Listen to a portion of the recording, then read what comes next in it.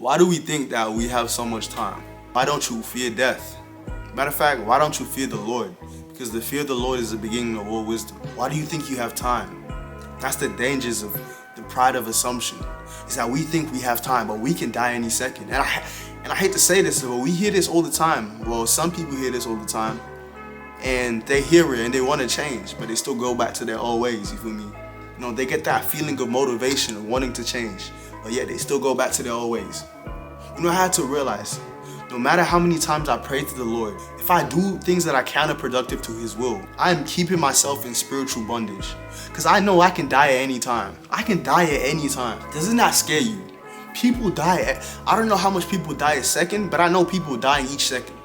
People are being birthed every second and people are dying every second. Why don't we consider these things? Why don't we?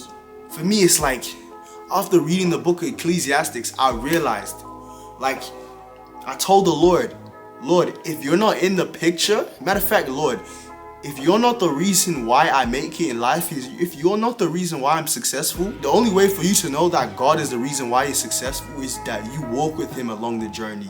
You have that intimate relationship with Him, because He leads you into the path of righteousness. He leads you into the path of purpose. But when you achieve that thing, and you didn't have God in the process, and you acknowledge God, you know what God thinks? Man, you should ask yourself that same question. What does God think?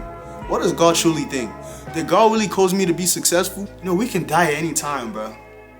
The reality is, if you die today, do you know where you're gonna go? Do you actually know where you're gonna go? And it's not a bad thing that you're afraid of hell, because God is not only a God of mercy, but He's also a God of justice. So He's going to punish sin for what it is.